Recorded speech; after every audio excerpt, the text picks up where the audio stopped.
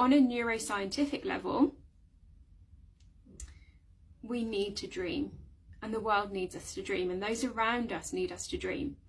And if you are being called delusional for your dream, then I applaud you, because you are doing it right. Because where the world is at right now, we need people to be in that level of delusional and feeling like you're delusional, and keep holding that vision for things to actually shift and change.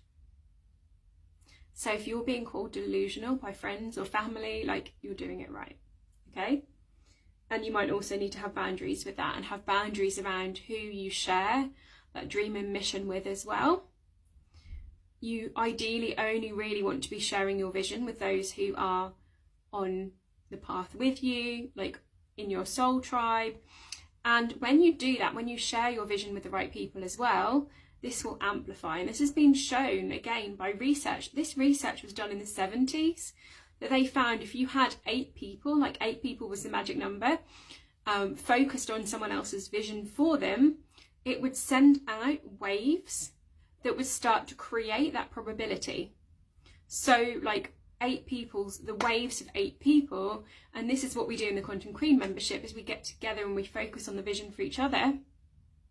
The waves of 8 people was just exponential in terms of what it would create in reality, okay? So you focusing on your dream, but then having that aligned tribe focusing on your dream as well, and holding you to that vision. And this is what I do with my clients, is like, I never would ever say someone's dream is too big.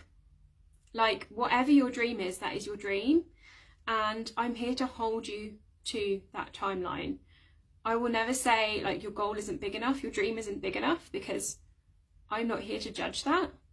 I'm not here to judge that. I'm not the kind of coach who says, oh, you should be focusing on 10k months, or you should be focusing on XYZ, or you should be working with this type of client. Or when someone tells me their vision, I don't say, well, that's not big enough for you.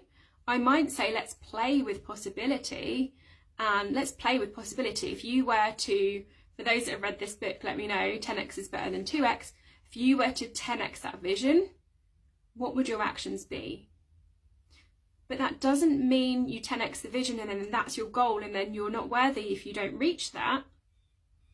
But it's more like, how do we shift that perspective? And whatever your goal is, whatever your vision is, I'm not there to have judgment of that. I'm here to help you align, or even in some cases, even find the train tracks. For some people, they're like, I don't know where the train tracks are, need to do a bit of discovery work to even find them.